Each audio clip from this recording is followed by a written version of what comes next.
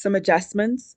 And then it's also getting more proposals out there. But I think for me, because they tend to be a lot more expensive connect wise, Mm. it's going to have to be really targeted, and it's going to have to be a slick proposal. Yeah, just finding that balance between quantity and quality as well. Well, they'll all be good quality, but I don't have as many connects to play with. So it really needs to be deliberate. Well, you know what? I appreciate that. I like that, the fact that we're acknowledging inside the squad. I don't know if my screen share is still paused or something, but we're acknowledging inside the squad that connects cost. And even though when you're inside the squad, you do get free connects, it's still a matter of strategy. Inside the squad, on average, the average freelancer does not spend more than, at least, I would say at most, 18 connects. And that is because we have our own way of coding in what it is that we want, like the parameters we can set inside the squad. So if you're not in the squad, unfortunately, you're going to spend whatever it is that the client wants you to spend. But we have something coded into our safe searches. So we don't spend, in fact, Import doesn't spend more than 12 connects on a proposal. And I remember with Rebecca, I wish she was on the call, she also wasn't spending anything more than 12 connects on proposals. And she did pretty okay for herself. What other intention setters do we have in the house? I mean, look. PK, what's T? What are your intentions for the week? Don't say you're just here to observe. I want to know.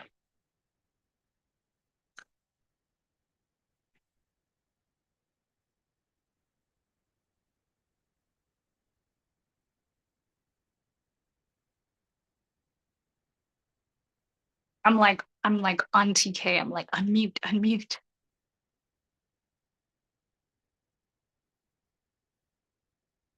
I want to know. TK is like, nope, you can click until you turn blue in the face. I will not unmute my mic and share my personal private intentions for the week. Okay, so Sita, tell us how it's done. What are your intentions for this week? Are you talking to me? Oh, Whew, my intentions for this week, definitely more proposals, and I'm also planning to expand my niche as we spoke in the beginning. So I'm starting to write some blogs, some articles, and I haven't started my course for copywriting and SEO, but that's for the future. But I'm just practicing how to write my blogs. And yeah, that's my plan for the week. Trying all to right. And expand my niche. did you do some market research on your niche? Meaning, did you do a job search on your niche and see what it is that clients are looking for? How did you decide I just want to do blog writing instead of So, copywriting? are we on YouTube? We can not be on YouTube if you'd like us to not be on YouTube. No, it's okay. So with my niche, which is recipe development and new Mhm. product development, in my saved search, it happens that most of things that show is someone who wants like supplements developed for them, and they also want someone to write convincing blogs, convincing articles about their supplements or products, which goes into the marketing route. So that's how I saw that, okay, I can make more money besides developing new products, but also writing about Yeah. them. And also with my nutrition, food, science background, I'll be able to align my writing with what actually makes sense with the supplements and food products. Mm. Oh, that one's good. That one's good. Okay. Thank you for sharing that with us. Maria, what are your intentions for the week? Hello, hi, everybody. Hope you're all good. Hi. So my intentions for the week is to go with the cycle of being a woman, which means I have to slow down a little bit. So you know, No, I actually have a video of that inside Top Rated Freelancers. It's one of it's like a training that I did with one of my coaches back in I can't remember what year it was, but I can yeah. link you to that training video. Yeah, it actually shows you how to lean into that to use it as kind of like a superpower. Oh, please do, because I am normally like, okay, I'm a don't call me, I'll call you. But I was actually speaking to my sister earlier. I'm like, I got training to do, but it feels like I'm back at school. Like, I don't want to do it, but I know I have to do it. I'm just like, That was so me this week, today. Don't yeah, worry. I was like, I have an interview today. I don't want to go on YouTube. I look yeah, ugly. I don't want to do this today. right. And I'm just like, oh, I need to start this. I've got quite a few courses that I need to start and complete actually, because everything needs to be completed by December. But I do have my intentions for this week are to have at least 2 proposals sent out and to finalize my interview and Mhm. yeah. So um yeah, it's going to be a very focused week because Nice. yeah. What about you, Bunky? What are your intentions for this week? Because we are going to meet on Wednesday for your one-on-one session. So, what are you planning until Wednesday? Hi. I'm planning on sending more proposals and getting viewed for real. And we're not meeting Period. on Wednesday. It's on Thursday. I double checked. Who am I meeting on Wednesday? I don't know. I feel like it was Yeah, Wednesday. Okay. so yeah, we'll keep on sending more proposals. So Okay. until something comes up.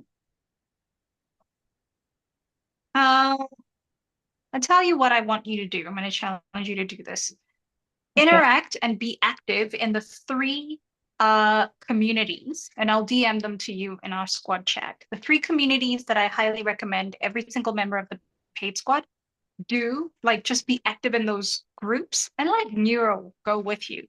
You don't have to answer questions alone, just to increase your view ratio. That way, when you go back to sending proposals, the algorithm Mm-hmm. works with you, right? We want the algorithm to work with us. Remember, just by doing that, Faith increased her views to like 250 something, if I can remember. She also recently, like last week, crossed over the $50,000 mark. So yeah, Faith is crushing it. She wants to be officially a 6-figure freelancer next year. And I'm thinking her 12-week blueprint, her custom framework is going to get her there. Because right now she's doing really, really well. So it's very possible. Let's see, what else? Nima, what are we doing anything, Nima? Yeah, I was straight off to Kaya. So Trying to remember. Yep, you were. Okay, Cindy, what's up? Were you straight up after somebody? I'm trying to keep quiet today, but anyhow. Oh, Okay, why? so just, it's Monday. My intentions for the week are catching up with the blueprint. Wrapping up week 1, so I'm working on your comments and then watching some videos, 2 videos that I need to do. And I'm hoping to start this process of sending proposals. Like, it's making me anxious. So yeah, Oh, girl. Do you have a one-on-one booked for this week? it's the one on Wednesday. Yeah. It's you. Sorry, Bungie. Sorry, it was Cindy. Okay, Cindy, we're gonna send a proposal together. Okay, perfect. That sounds great. It's not gonna be hard. And then you'll have the recording to review so that you can get the hang of it. Oh, girl, come on. Yeah, and Oh, I'm glad. Like I'm working on the searches thing, and yeah, there's light. Like oh, right now, as I'm listening. So excellent. that's my those are my intentions, and I'm looking forward to crashing them. Yeah. And I'm like low key really excited for you because I remember how like podcast sana you were with me like last week. You were like, I'm just not feeling it. I'm not feeling it. It's just not user friendly. I don't like it here. Do better. And I was like, oh crap. But we're coming along now. We're coming along. So I'm really happy that you're starting to find your feet. And I've got a feeling, simply because of your background, fortunately, that you're gonna be taking off soon. I've got a feeling about this, and I'm usually not about this stuff. I'm just saying. All right, That's we're good to gonna recap. Yeah. know. All right. That's it from me. Thanks. Okay, guys, we're about to do a recap of last week. And for those of you who may have forgotten, myself included, so here is what happened inside the paid squad. Do special effects. Kaya, what's going on with you over there? Before we do special effects. Yeah, no, I just got a very interesting email. So yeah, it's really, really good. Yeah. You don't want to share it on YouTube. You want to share it with me, right? Inside the Uh, squad chat. it's something completely it's not for the squad, so I'd rather keep it to myself for now. All right, all right. Stop taking money from strippers. Let's carry on. What? I'm just kidding. I'm just kidding. All right, so this is what happened last week inside the Plant Squad. Okay, members of the squad are starting to get crazy results like 2-to-1 ratios. And here are some insights, because we had to ask. Rebecca is here. So here's some insights from some top freelancers in the squad. Number one, you can definitely land clients without an interview. You can land retainer clients even if that is your very first client in the squad. And you can land retainer clients that pay more than $1,000 a month, just as one client, and then you can find others. But just quick work, just on a regular basis. So think about that. Also, something that we are learning as we are going is that making 10 plus $1,000 in 12 weeks is actually very doable.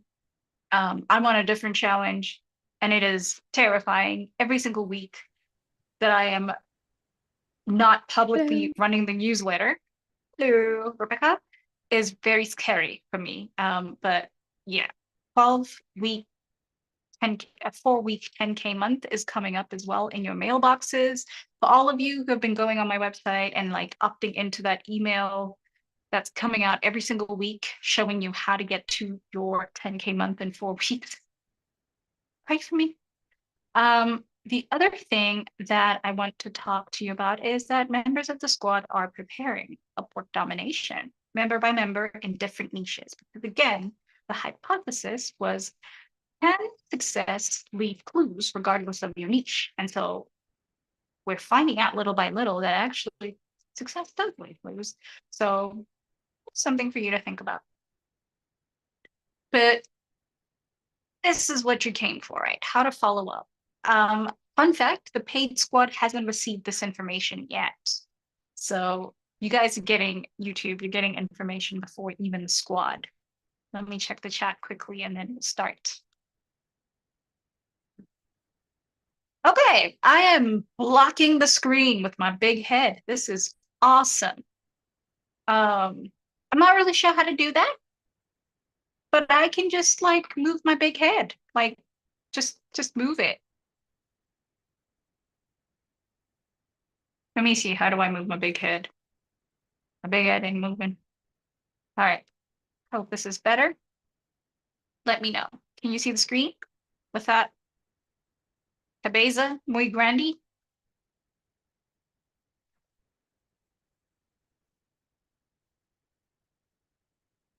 All right. Okay, I've got a feeling all is good. Okay, thank you. You still want the face. Let me see if I can give you face. Get the face right now. The face is there. You're looking at me popped out on the side instead of in your screen. I think. Right. So here's how we follow up. It's called the gentle nudge follow up. Basically, you're conventionally told to do this where you create subtle urgency to prompt your client into So we're not action. gonna see the face. You see the face. Guys, do you No. not see my face right now? No, it's not there anymore. Oh, on the screen. Yes, Like, I'm you contorting just myself moved because I'm it trying to all figure out. together. Yeah. Oh, okay. Let me see if I can. I don't know how to make myself smaller. My personality is too big. Okay, I promise you, I'm not going to be obstructing any views anymore. Let me see. I'll go this way. Okay. Is that better? Oh,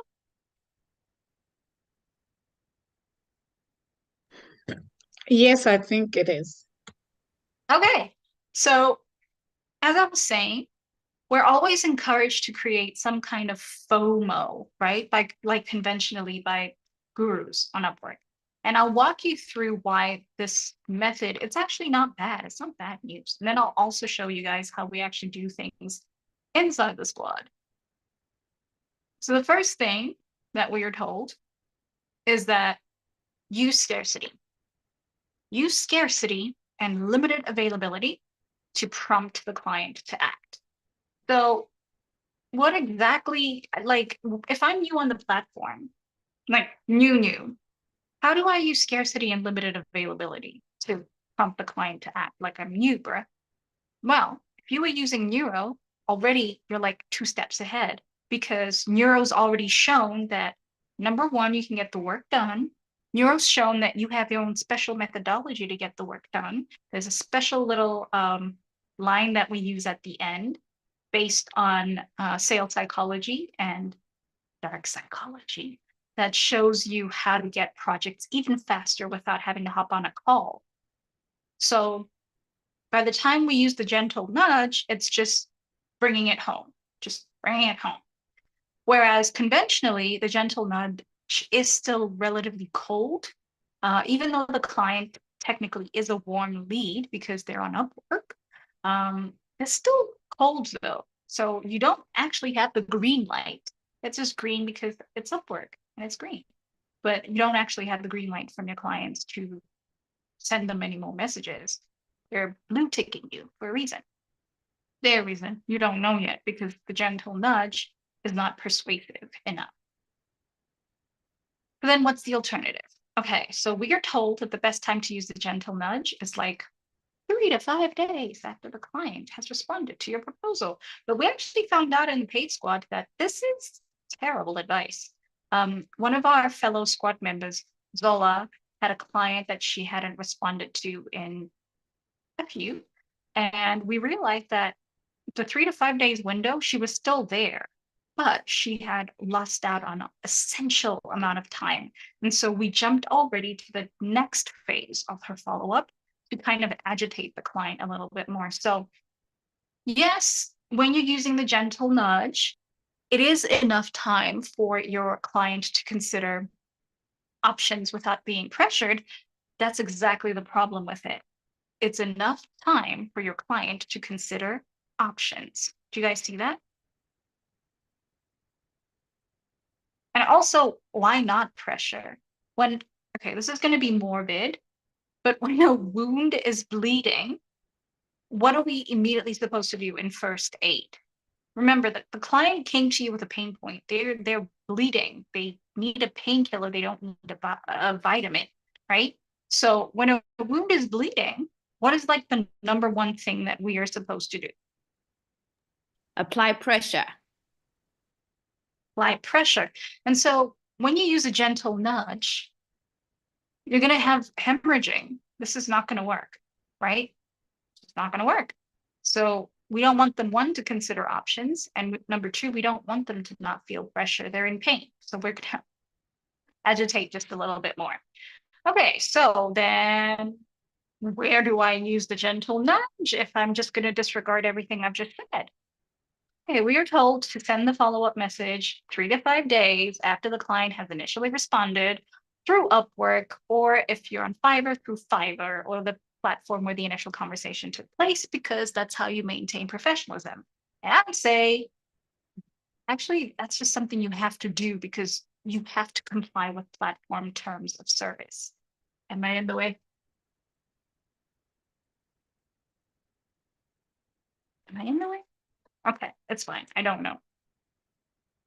So the gentle nudge does work when you feel like the client is already in the bag because it taps into the psychological principles of scarcity, urgency, and FOMO. Clients are more likely to act when they feel that your time is limited. So, okay, I'm going to give you an example of how people conventionally use the gentle nudge. Let me just double check.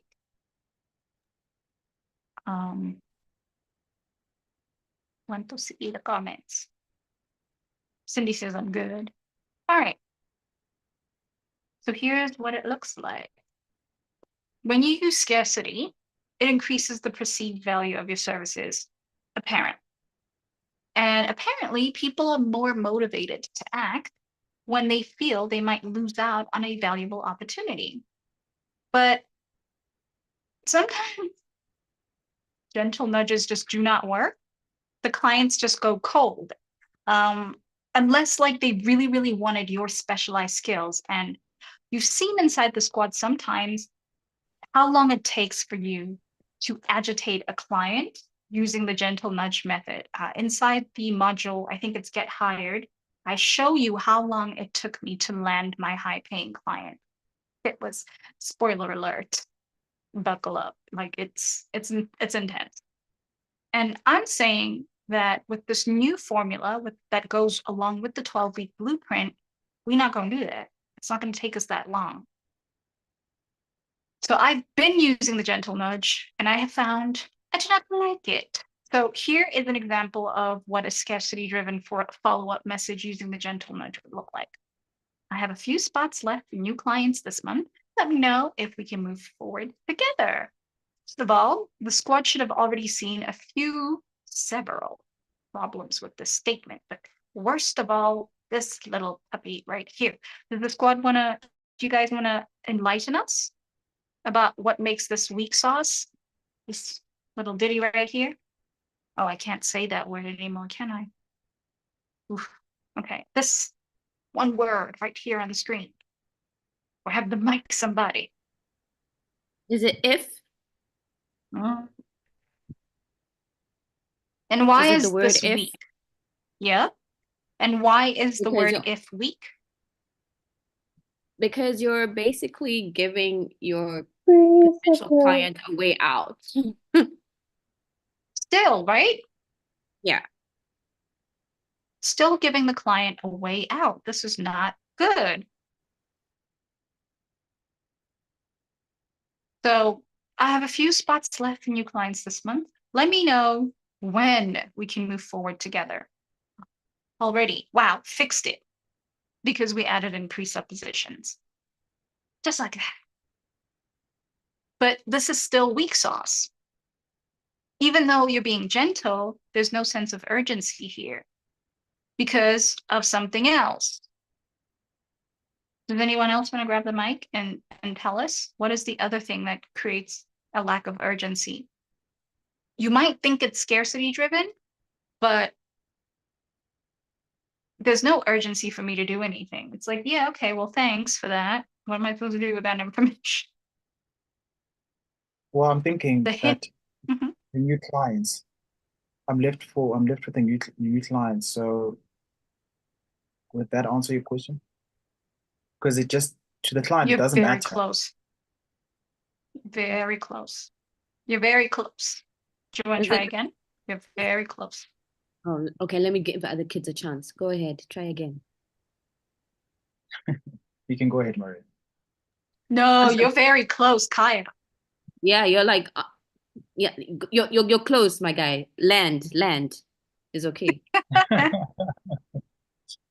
I mean, few spots. I mean, just that opening sentence. I have a few spots left for new clients this month. It's like, as a client, I'll be like, okay, cool. I don't really care that you have new clients. So it does not even urge, you don't urge the clients to, respond back. You don't give them any scarcity. So, am I right with a few spots?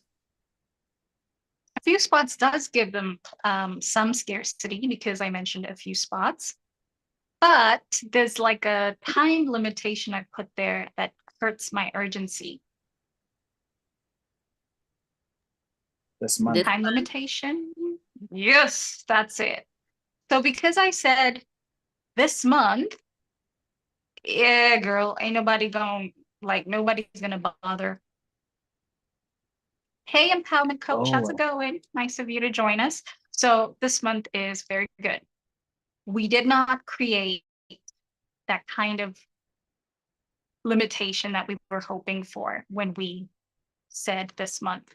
And so it doesn't drive the scarcity. If it's your client for the month and it's January, then okay, I can feel the pressure. But if it's like towards the end of the month, it's like, all right, see you next month then.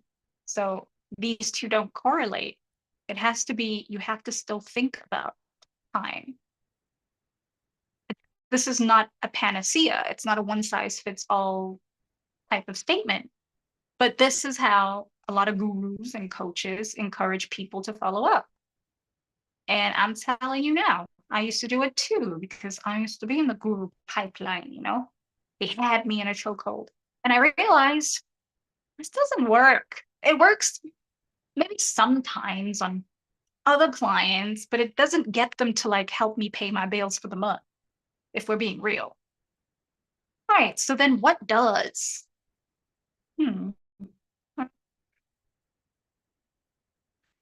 Let's talk about price anchoring. This is something that I'm noticing that you guys are, just as you are new, or just as you are old, because you guys are changing your rates, you're A/B testing, you're doing a lot of stuff where when we're on one-on-one, I'm like, no, but you're just like, nah, she has her way, I'm doing me right now. And you're playing around with your prices. But this is something that actually I have to say that what the gurus teach, it's not bad here. So price anchoring is when you introduce a really high price first to your, oh, this is my microphone, to your ICA. I'm sorry, guys, brain for a ride. So then when you finally go ahead and you give them the price, it's like, oh, that's a deal. That's kind of a deal. So when you introduce a higher price first, your actual offer looks good. So that's what price anchoring is. So the best way that I have seen it done and the way that I advise you guys in the squad, don't feel pressed. The client may have put a placeholder amount there. You don't have to then feel pressed like you have to take that amount. You can go ahead and ask Neuro to actually give you what the market related price is for your service. And then you can create a range for your client. So you can say, my services usually cost this much for you because you are my first, second, third, fourth, up to fifth Upwork client. I can offer it at this amount. Now, even if it's, and this is for fixed rate projects, even if it's essentially still high enough number, like you're on the higher end as far as Neuro is offering, it still makes the client feel like they're getting a discount. And this is why gentle nudges don't work, but price anchoring works. However, can it backfire? Yes. Yes, it can backfire if your initial anchor is way above the client's budget or if they're highly price sensitive. So this goes back to the buyer type. So when you're not negotiating, I don't like this word, when they ask you how much would you charge, some of them don't even say hi. They just go, how much? in their message to you as a response. Then I want you to just breathe. Do not feel pressured to respond right then and there. Go back to Neuro and ask Neuro to give you a well thought out list of like, how much does what cost with what included? And then you go ahead and you give them a range. And then you let them know that usually on the market, It's not just you giving them that range. Marketer costs this much. But for them, considering you're new on the platform and you'd like them to be a first client, you can give them a more competitive price and give them not the lower end, but the mid-range that Neuro suggests. And if they're highly price sensitive, ask Neuro that. Is this client type highly price sensitive? How can we still land this client? And Neuro will, spit something out that actually really works. So yes, price anchoring can backfire if you don't do it well. I think there needs to be a caveat here. It's not necessarily that it will backfire. It's just if it's above the client's budget or if their buyer type is highly price sensitive. So do you see where knowing your buyer type comes in? At the end of the day, you can't really get over that one little hurdle. You still have to know your client's buyer types. Okay, so how do I avoid price anchoring backfiring? You always want to tailor your anchor to the client's industry and expected budget. So you want to anchor, like we discussed before, with a range instead of a single high price so that you don't lose the client. And what you also want to do is find out what the industry says about what the budget should be, because I also don't want you walking away with too little, right? Because you did not do your research. So if they have a placeholder amount there, give them a range. And if you've looked at their previous hiring history and all that stuff, and nowhere in their project description do they say that the amount is placeholder, you can gently educate them that for what they're asking for, the industry expected price is this much. But because they're your first, second, third, fourth, or fifth client on the platform, you're going to give them this offer. And always structure it either as an offer, a gift, or like just something nice, because you're new on the platform, something like that. Okay, so here's how we actually do things inside the squad. But first, I gotta double check to make sure that we're not way over the limit. Squad, how we feeling? Let me check with YouTube as well. Gotta make sure we're not over our limit. We only wanted to go on YouTube for like 30 minutes. All right, YouTube, thank you very much for your company. We are outie like a terrible belly button. So I'll see you guys tomorrow where we will continue with the session. Yeah, I'm going to stop going live now.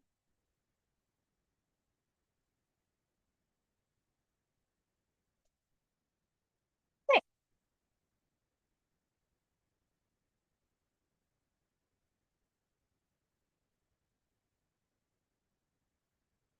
Good people, do we have any questions?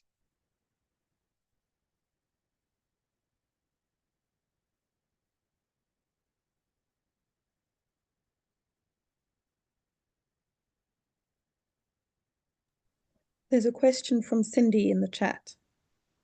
Oh, cool. Can you do me a favor and read it